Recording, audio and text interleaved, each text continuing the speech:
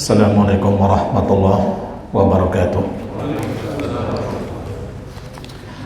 Innal hamdalillah nahmaduhu wa nasta'inuhu wa nastaghfiruh wa na'udzu billahi min shururi anfusina wa min sayyiati a'malina. May yahdihillahu fala mudilla lahu wa man yudlil fala hadiya lahu. Asyhadu an la ilaha illallah wahdahu la syarika lah wa asyhadu anna Muhammadan abduhu wa rasuluh. Ya ayyuhalladzina amanu taqullaha haqqa tuqatih wa la tamutunna illa wa antum muslimun. Wa qala an-nabiy sallallahu alaihi wasallam fa inna asdaqal haditsi kalamullah wa khairal huda huda nabiyyi Muhammadin sallallahu alaihi wasallam wa syarrul umuri muhdatsatuha fa inna kulla muhdatsatin bid'ah wa kulla bid'atin dhalalah wa kulla dhalalatin finnar. Kaum muslimin rahimani wa rahimakumullah ta'ala jami'an, kita melanjutkan kembali kajian dari kitab Lumatul I'tiqad Al-Hadi ila Sabili Rasyad, yakni pembahasan tentang aqidah. Qala al-mu'allif rahimahullahu ta'ala, al-Imam Ibnu Qudamah al-Maqdisi rahimahullah, beliau mengatakan sebagaimana yang telah kita sebutkan pada pertemuan kita sebelumnya, wa minas sunnah at-taraddi an azwaji Rasulillah sallallahu alaihi wasallam ummahatil mu'minin al-mutahharati al-mubarra'ati min kulli su'. Termasuk sunnah, bagian dari agama kita, yakni adalah kita ridho, kita loyal, mencintai istri Rasulullah sallallahu alaihi wasallam. Mereka adalah ummahatul mu'minin, ibundanya orang-orang yang beriman, yang disucikan oleh Allah Subhanahu wa taala, dan mereka dibersihkan oleh Allah Subhanahu wa taala dari segala kejelekan. Nah, jemaah yang dimuliakan Allah Subhanahu wa taala, kita melanjutkan keterangan sebagaimana yang disebutkan oleh Syekh Muhammad bin Shalih Al-Utsaimin rahimahullah dari syarah dari kitab ini, bahwa hak-hak istri Nabi sallallahu alaihi wasallam sebagaimana tadi kita sebutkan, yakni kewajiban bagi kita adalah untuk menghormatinya, untuk mengagungkannya, loyal kepadanya, karena mereka adalah wanita-wanita pilihan yang telah dipilih oleh Allah Subhanahu wa taala untuk menjadi pendamping manusia yang paling terbaik yang ada di muka bumi ini, yakni Rasulullah sallallahu alaihi wasallam. Syekh Muhammad bin Shalih Al-Utsaimin rahimahullah, beliau mengatakan zaujatuhu sallallahu alaihi wasallam allati kana firaquhunna bil wafati wa hunna, ini istri-istri Rasulullah sallallahu alaihi wasallam yang mana Nabi sallallahu alaihi wasallam berpisah dengan mereka ini dengan wafatnya beliau. Maksudnya ketika Nabi sallallahu alaihi wasallam wafat, yang mereka ini masih hidup. Berpisah dengan Nabi sallallahu alaihi wasallam itu dengan wafatnya beliau. Nah,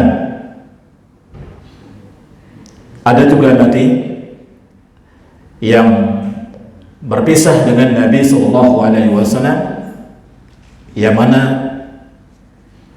mereka lebih dahulu wafat, dalam artian yang ketika Nabi sallallahu alaihi wasallam ketika Nabi sallallahu alaihi wasallam yakni masih ada, yakni mereka sudah meninggal.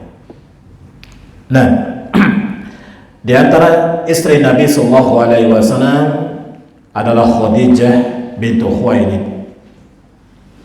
Khadijah bintu Khuwailid, ummu auladihi, ibundanya anak-anak Nabi Sallallahu Alaihi Wasallam yang selain daripada Ibrahim. Dan Khadijah bintu Khuwailid ini dinikahi oleh Rasulullah Sallallahu Alaihi Wasallam setelah beliau dinikahi oleh dua orang.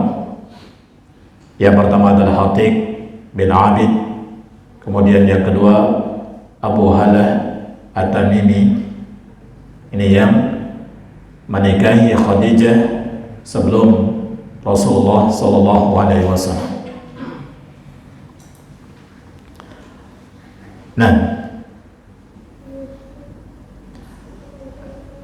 kemudian walam yatazawwaj sallallahu alaihi wasallam 'alaiha hatta matat.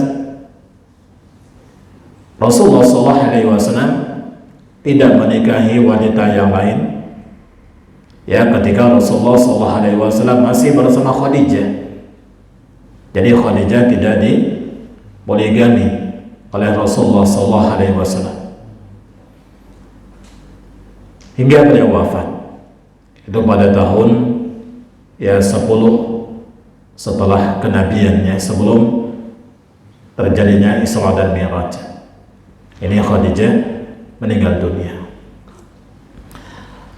Kemudian yang kedua, istri Nabi sallallahu alaihi wasallam adalah Aisyah binti Abi Bakar As-Siddiq, yang mana Nabi Sallallahu Alaihi Wasallam diperlihatkan di dalam tidurnya.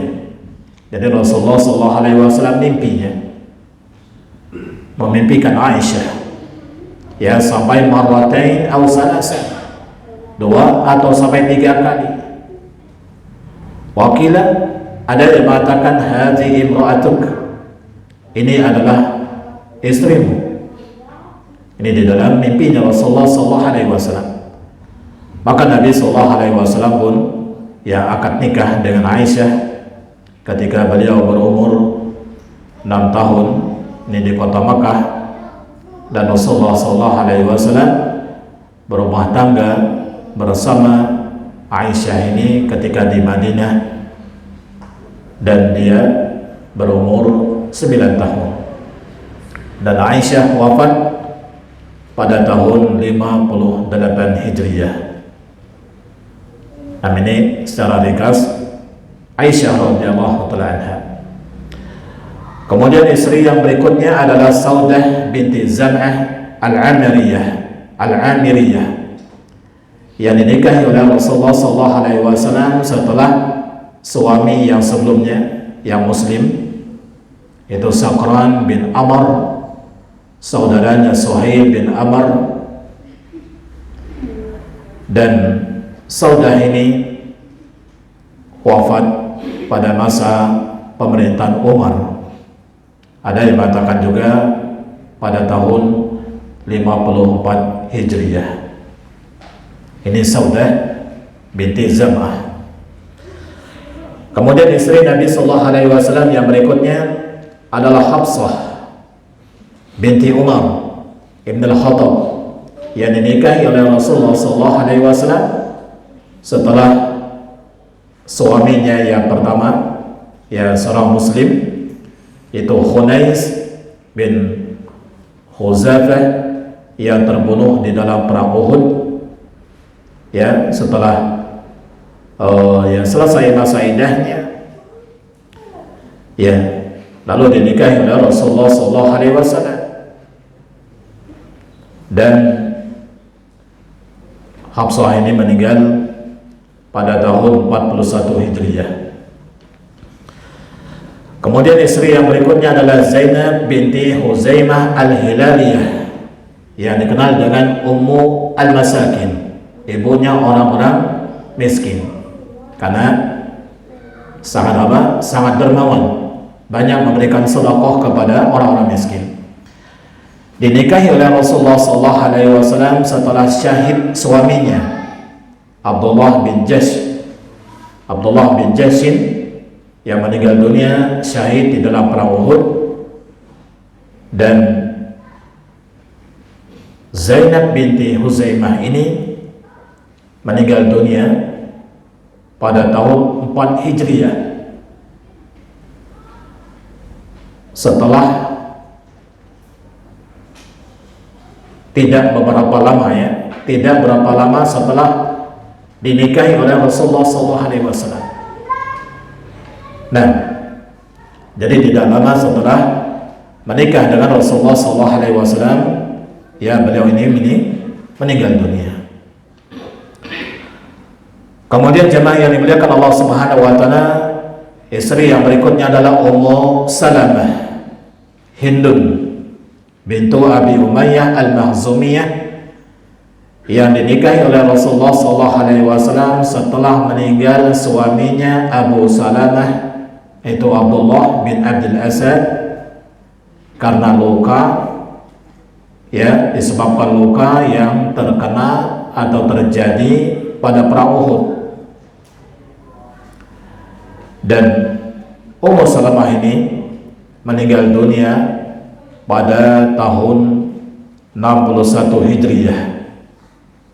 Kalau kita lihat dari tahun wafatnya, maka inilah istri Rasulullah SAW yang paling terakhir meninggal. Nah, Ummu Salamah Hindun bintu Abi Umayyah Al-Mahzumiyah. Kemudian istri yang berikutnya adalah Zainab binti Jahash Al-Asadiyah. Ini adalah putri dari bibinya Rasulullah SAW.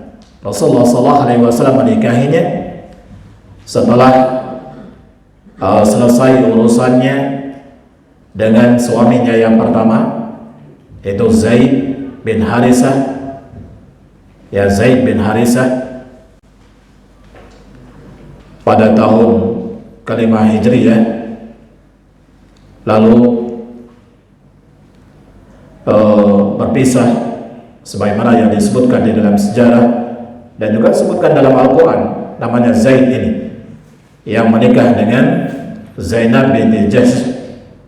Setelah selesai urusannya, maka Zainab binti Jahsh dinikahi oleh Rasulullah SAW, dan beliau wafat pada tahun 20 Hijriah.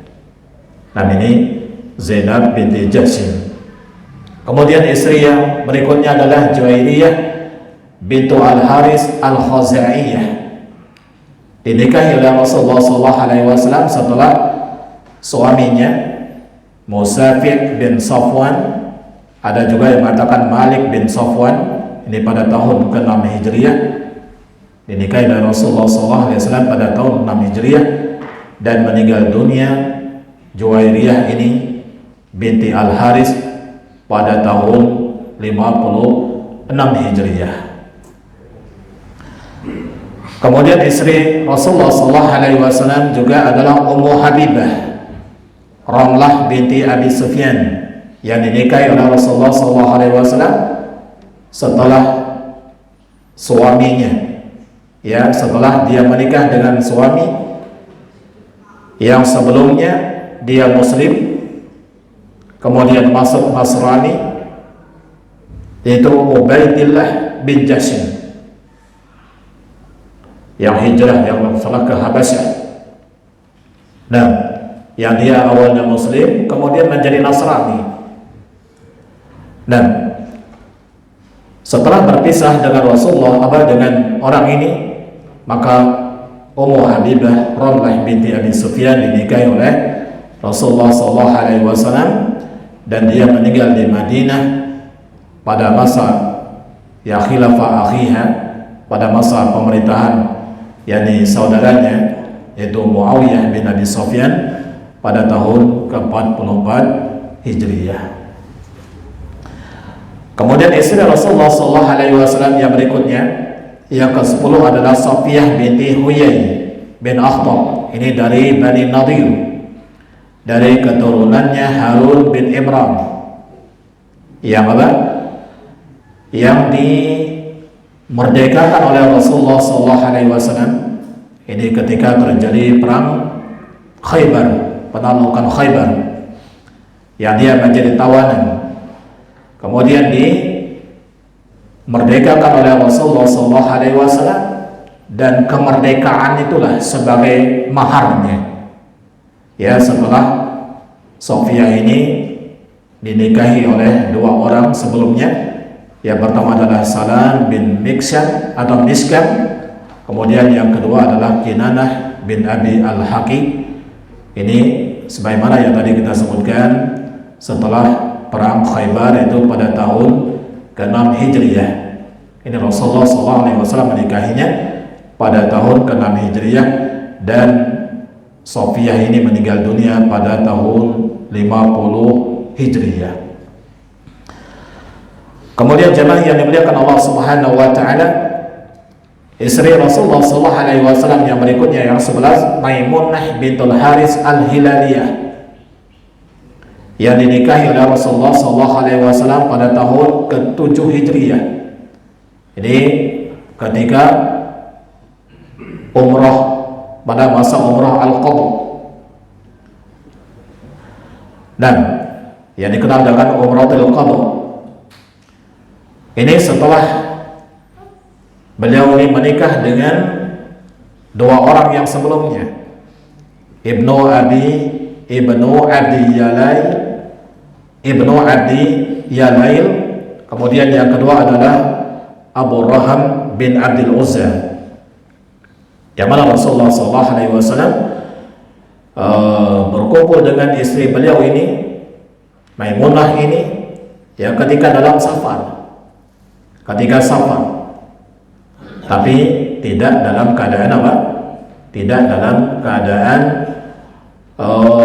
ihram, dalam keadaan halal, ya, tidak dalam keadaan ihram. Dan beliau meninggal dunia pada tahun 51 Hijriyah. Dan ini jemaah yang dimuliakan Allah Subhanahu wa taala, ya, istri-istri Nabi SAW ada 11 orang ini, yang mana Nabi SAW berpisah dengan mereka ini karena wafat. Ya, berpisah dengan mereka ini karena wafat. Imma istri beliau ini yang wafat duluan, atau Rasulullah SAW meninggal dunia, ya, terlebih dahulu. Dua orang dari istri-istri beliau yang 11 ini meninggal dunia sebelum Rasulullah SAW, itu Khadijah bintu Khuwailid dan Zainab bintu Huzaimah. Sebagaimana yang tadi kita sebutkan, ya, bahwa Zainab bintu Huzaimah ini, ya, Ummul Masakin, yang menikah dengan Rasulullah SAW, itu nggak lama, ya, nggak lama setelah menikah dengan Rasulullah SAW dia wafat. Ini pada tahun ke-4 Hijriyah. Nah, jadi ini dua istri Nabi SAW yang wafat sebelum Rasulullah SAW. Adapun yang sembilannya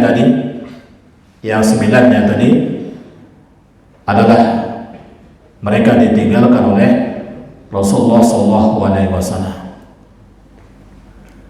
Kemudian jemaah yang dimuliakan Allah Subhanahu wa taala, disebutkan juga di sini oleh Syekh Muhammad bin Shalih Al-Utsaimin rahimahullah, ada dua wanita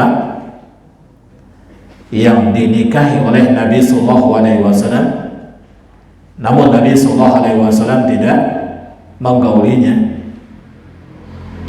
Dan kedua wanita ini, wala yasbut lahuma minal ahkam wal fadilah, dua wanita ini tidak tetap baginya berupa hukum-hukum dan keutamaan-keutamaan sebagaimana yang telah dimiliki oleh istri-istri beliau yang 11 tadi. Mereka dikenal dengan Ummahatul Mukminin dan memiliki keutamaan-keutamaan. Adapun dua ini mereka tidak memilikinya. Yang pertama adalah Asma bintu Nu'man Al-Kindiyah yang dinikahi oleh Rasulullah SAW. Kemudian Nabi SAW menceraikannya. Dan khilaf para ulama di sini apa sebab perpisahan itu.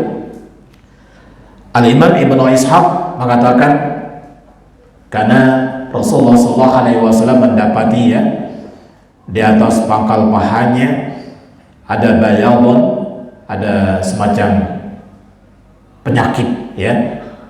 Lalu Nabi SAW menceraikannya. Kemudian wanita ini dinikahi oleh Al-Muhajir bin Abi Umayyah.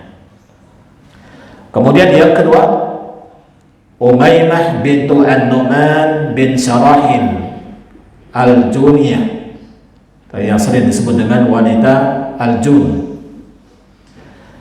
Yang dia ini dinikahi oleh Nabi SAW, namun tatkala Nabi SAW mendekati dia mengatakan apa? A'udzubillahi minka.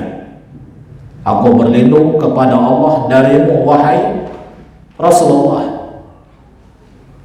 Tatkala dia mengucapkan ucapan ini, kok dia berlindung kepada Allah dari Nabi sallallahu alaihi wasallam, maka Nabi sallallahu alaihi wasallam mengatakan apa?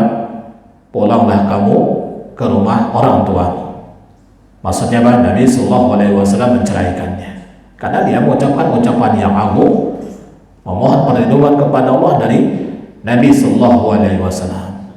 Ya, sehingga dua wanita ini tidak masuk dalam kategori Ummahatul Mukminin yang memiliki keutamaan-keutamaan sebagaimana yang telah disebutkan oleh para ulama ya dari 11 istrinya Nabi Sallallahu Alaihi Wasallam sebelumnya tadi.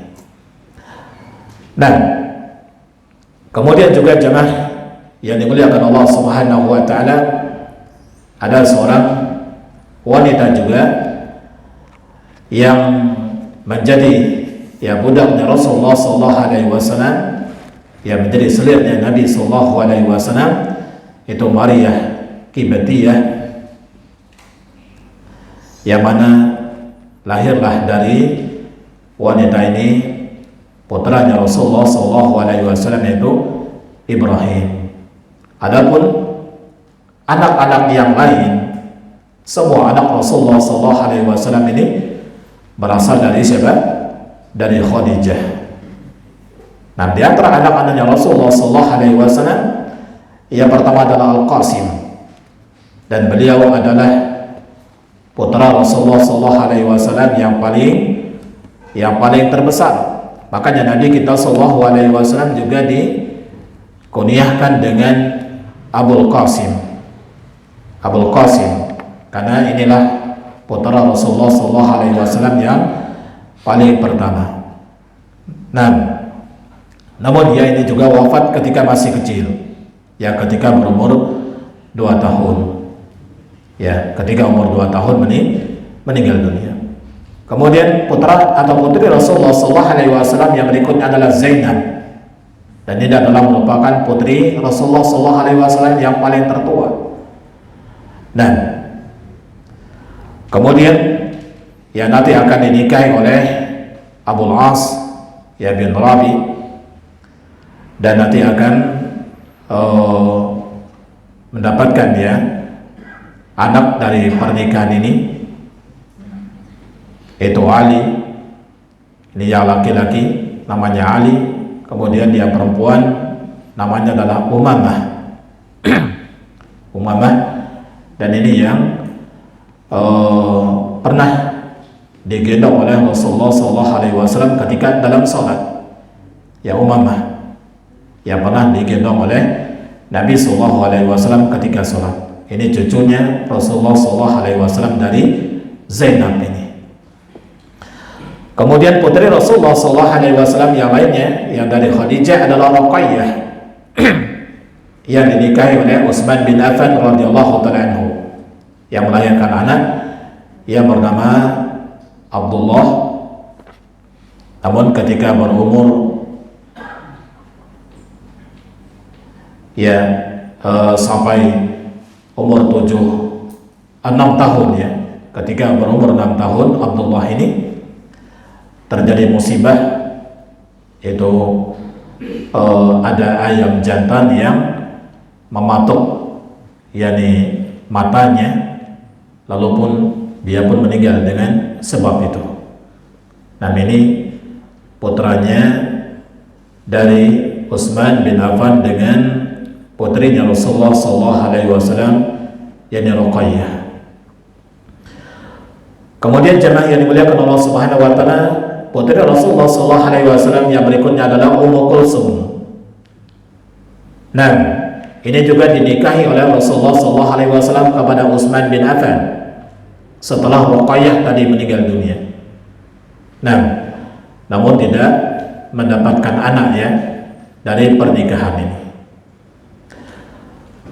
Kemudian yang berikutnya putri Rasulullah SAW adalah Fatimah, dan Fatimah adalah putri beliau yang paling bungsu dan di antara yang paling dicintai oleh Nabi SAW, penghulunya wanita ahli surga yang dinikahi oleh Ali bin Abi Thalib dan melahirkan ya putra dan putri sebagaimana ma'ruf yang kita ketahui, 2 orang putra Hasan dan Husain dan 2 orang putri Zainab dan Ummu Kulsum.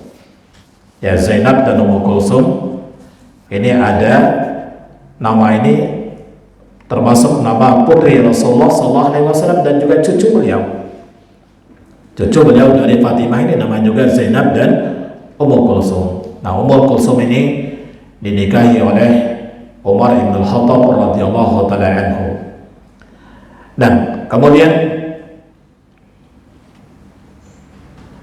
yang berikutnya di antara putra Rasulullah SAW Abdullah. Ya, Abdullah. Ada yang mengatakan Abdullah ini lahir ketika sudah dalam Islam. Adapun ya putri dan putra beliau sebelumnya yang 5 tadi, Qasim, Zainab, Ruqayyah, Ummu Kulsum dan Fatimah, ini semuanya lahir sebelum Rasulullah SAW diangkat menjadi nabi. Adapun Abdullah ini ada khilaf para ulama, ada yang mengatakan lahir ketika Rasulullah SAW ini sudah diangkat menjadi Rasul. Ulida fil Islam, dilahirkan dalam keadaan Islam. Ada juga yang mengatakan sebelumnya. Namun Abdullah ini juga wafat ketika masih kecil. Kemudian tadi Ibrahim, ini putra Rasulullah SAW, sebagaimana yang kita sampaikan tadi, lahir dari sariyahnya Rasulullah SAW atau Maryah al-Qibtiyah, dan ini juga wafat ya ketika masih kecil, yakni berumur sekitar sitata asyara atau samaniyata asyara syahran, yakni sekitar 16 atau 18 bulan ya, sekitar 16 ya atau 18 bulan. Ini usianya siapa? Ibrahim. Wafat ketika umur seperti itu. Nah, Allah Ta'ala jemaah, ini diantara istri Nabi SAW dan juga putra putri Rasulullah SAW. Kemudian disebutkan oleh Syekh Muhammad bin Shalih Al-Utsaimin rahimahullah, di antara istri-istri Nabi SAW, maka yang paling afdal, yang paling utama di sini adalah Khadijah dan Aisyah radhiyallahu taala anhuma. Dan para ulama juga di sini sama khilaf mana yang paling afdal. Namun masing-masing dari kedua istri Nabi sallallahu alaihi wasallam yang memiliki maziyatun alal ukhra, memiliki apa? Keutamaan dan keistimewaan tersendiri. Khadijah memiliki keutamaan yang tidak dimiliki oleh Aisyah karena dia masuk Islam di awal-awal, termasuk as-sabiqun al-awwalun. Bahkan orang yang pertama masuk Islam dari kalangan wanita, dan dia membantu Rasulullah SAW baik dengan pikirannya, dengan tenaganya, dan juga dengan hartanya. Yang ini tidak dimiliki oleh Aisyah radhiyallahu taala anha. Dan Aisyah juga memiliki keutamaan tersendiri, itu di akhir-akhir yakni masa kehidupan Rasulullah SAW. Dan bagaimana Aisyah radhiyallahu taala anha memiliki keutamaan berupa ilmu, ya, dan hafal banyak hadis dari hadis Nabi sallallahu alaihi wasallam. Yang kalau salah, Aisyah ini yang wanita yang paling terbanyak menghafal hadis dari Nabi sallallahu alaihi wasallam, termasuk sahabat yang banyak menghafal hadis dari Nabi sallallahu alaihi wasallam setelah Abu Hurairah. Ini Aisyah radhiyallahu taala. Jadi menyebarkan ilmu, yang menyampaikan hadis Nabi sallallahu alaihi wasallam, memberikan manfaat kepada umat, yang ini tidak ada pada Khadijah radhiyallahu taala. Dan Allah Subhanahu wa taala telah membebaskan Aisyah radhiyallahu taala dari tuduhan orang-orang munafik yang menuduh Aisyah berzina. Ya, ini disucikan oleh Allah Subhanahu wa taala yang ada di dalam surah An-Nur, yaitu ada 10 ayat dari ayat yang ke-11 ya sampai nanti ayat yang ke-20. Yang ini diabadikan oleh Allah dan dibaca oleh kaum muslimin sampai hari kiamat. Ini diantara kemuliaan yang diberikan oleh Allah Subhanahu wa taala kepada Aisyah. Jadi masing-masing dari kedua istri beliau ini memiliki keutamaan-keutamaan tersendiri. Namun yang paling afdal adalah dua ini, yaitu Khadijah dan Aisyah radhiyallahu taala anha. Nah, kemudian jemaah yang dimuliakan Allah Subhanahu wa taala, karena istri-istri Nabi sallallahu alaihi wasallam adalah merupakan wanita-wanita yang terbaik yang dipilih oleh Allah Subhanahu wa taala untuk menjadi pendamping Nabi kita sallallahu alaihi wasallam.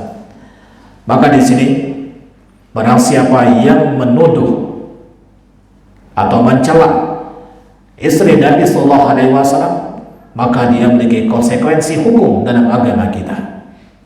Makanya disebutkan oleh Syekh Muhammad bin Shalih Al-Utsaimin rahimahullah di sini, orang yang menuduh Aisyah dengan tuduhan sebagaimana yang telah Allah Subhanahu wa taala sucikan Aisyah, menuduh Aisyah berzina dengan Safwan ibn Mu'attal misalnya, sebagaimana tuduhan orang-orang munafik ya, yang mengatakan Aisyah berzina, atau yakni orang-orang Syiah ya sampai mengatakan Aisyah adalah pohon yang terlaknat yang ada di dalam Al-Quran, menuduh Aisyah berzina.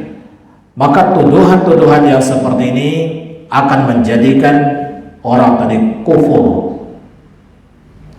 keluar dia dari Islam.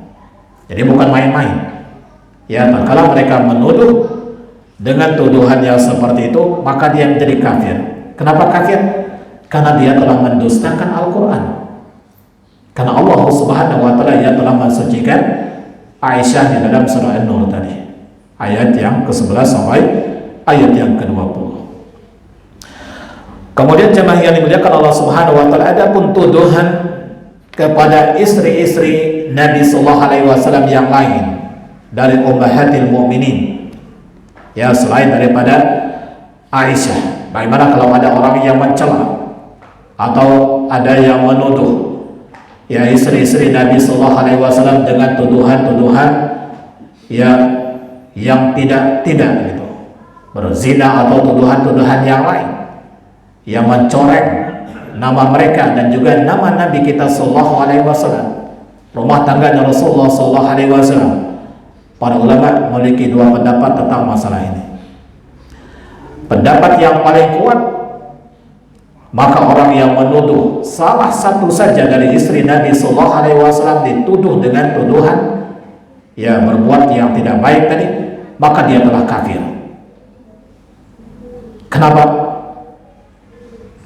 Karena tuduhan yang mereka kepada istri Nabi Sallallahu Alaihi Wasallam konsekuensinya adalah menuduh juga kepada Nabi kita Sallallahu Alaihi Wasallam. Karena tuduhan jelek mereka kepada istri Nabi Sallallahu Alaihi Wasallam, mau tidak mau itu akan menjadi jelek juga Nabi kita Sallallahu Alaihi Wasallam. Dan juga di sini ada sisi mereka tidak mempercayai Al-Quran. Karena Allah Subhanahu Wa Taala telah menjelaskan ya, at-thayyibuna lit-thayyibat, ya, laki-laki yang baik-baik itu untuk wanita yang baik-baik. At-thayyibat lit-thayyibin, al-khabisat lil-khabisin, yang jelek-jelek, wanita yang jelek yang untuk laki-laki yang jelek. Nah, ini kan ayat Al-Quran yang menjelaskannya. Berarti kalau mereka menuduh istri-istri Nabi Sallallahu Alaihi Wasallam yang berbuat serong atau yang lain dengan tuduhan-tuduhan yang menjatuhkan kedudukannya, berarti mereka telah menuduh Rasulullah Sallallahu Alaihi Wasallam, dan juga di sini berarti mereka telah mendustakan Al-Quran. Makanya pendapat yang paling rajih, ya, walaupun yang dituduh bukan Aisyah, maka tetap hukumnya adalah kafir. Maka di sini jelas yang dimuliakan Allah Subhanahu Wa Taala, Al-Mu'allif rahimahullah menyebutkan dalam kitab ini tadi, maka termasuk sunnah, masuk bagian daripada agama adalah kita ridho, kita loyal dan mencintai istri-istri Nabi Sallallahu Alaihi Wasallam. Mereka adalah ummahatul mu'minin, mereka adalah ahlul baitnya Rasulullah Sallallahu Alaihi Wasallam. Mereka adalah istri Nabi Sallallahu Alaihi Wasallam di dunia, dan juga istri-istri Nabi Sallallahu Alaihi Wasallam di dalam surga. Nah, kemudian selanjutnya Al-Mu'allif rahimahullah mengatakan termasuk sunnah juga, wa Muawiyah khalul mu'minin wa katibu wahyillah ahadu khulafa'il muslimin radhiyallahu anhum. Dan kata beliau, Muawiyah bin Abi Sufyan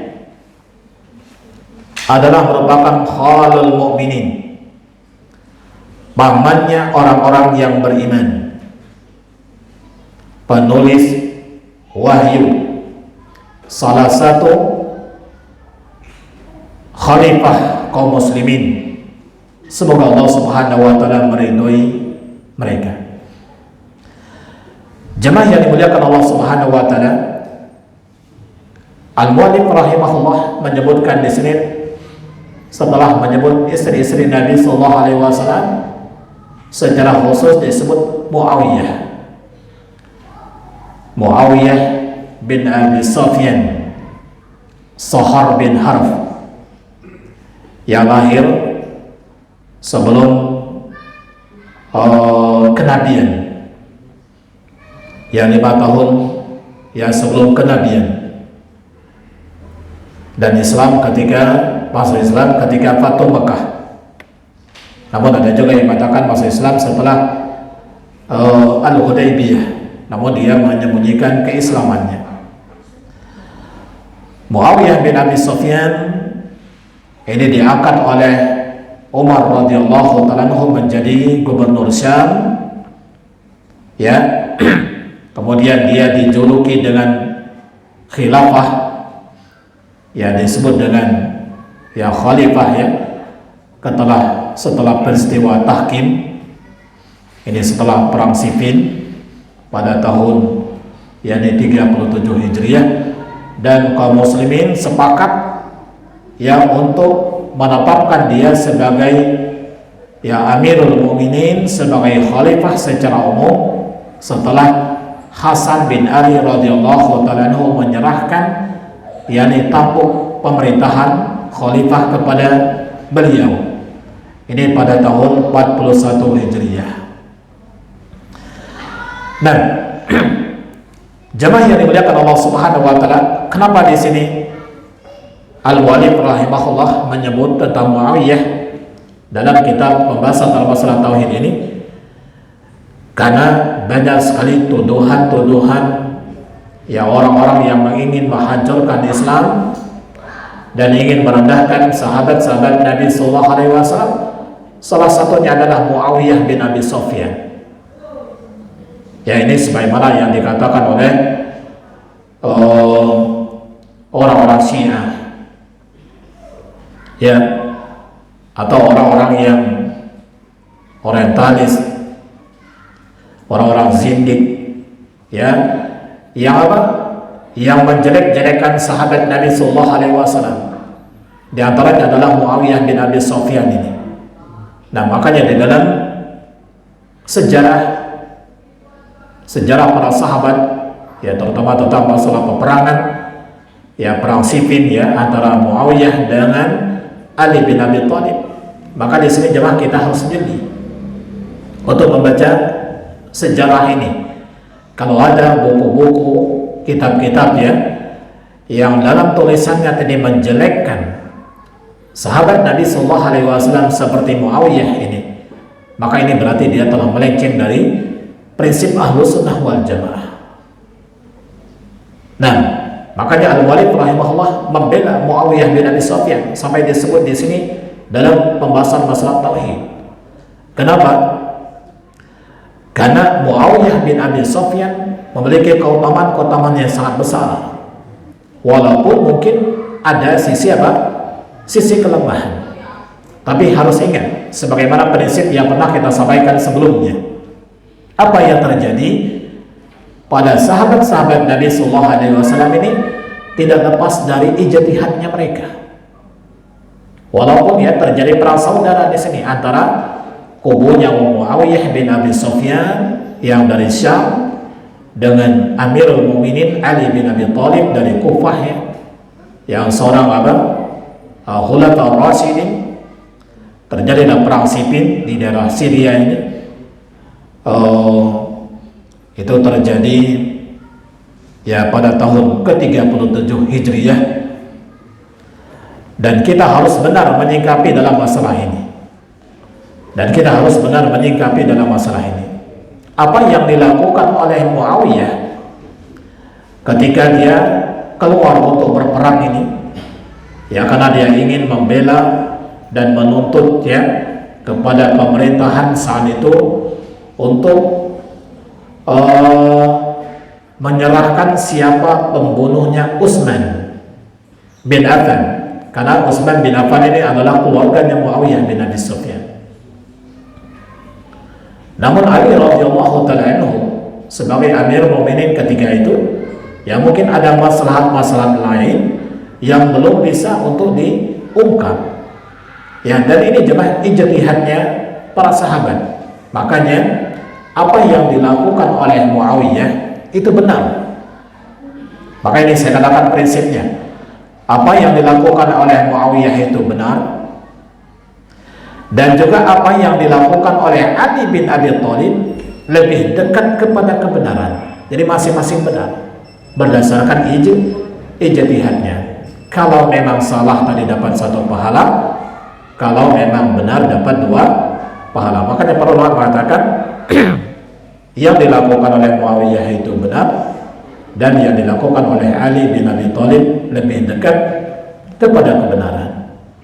Ini yang harus kita terapkan kepada para sahabat Nabi Sallallahu Alaihi Wasallam. Dan Muawiyah ini adalah pamannya orang-orang yang beriman, karena saudaranya atau saudarinya Muawiyah tadi adalah menjadi ummahatul mukminin. Berarti dia menjadi pamannya, gitu. Dan dia menjadi penulis wahyu, sehingga jemaah apa yang kita baca dari ayat Al-Quran, maka Muawiyah ini mendapatkan pahalanya. Dan dia adalah salah seorang khulafa, pemimpin kaum muslimin, dan masih banyak keutamaan-keutamaan yang lain. Dan ulama telah sepakat kalau dia adalah termasuk sahabat Nabi Sallallahu Alaihi Wasallam, dan keutamaan-keutamaan yang lain. Maka ini yang harus kita pegang. Makanya saya katakan tadi, kalau kita mendapati ada tulisan-tulisan yang menjelek-jelekan Muawiyah, maka ini jelas tulisan itu adalah tulisan yang tidak benar. Wallahu ta'ala Barangkali ini yang bisa saya sampaikan dulu. Wassalamualaikum warahmatullahi wabarakatuh. Dan kita akhiri dengan doa kafaratul majlis.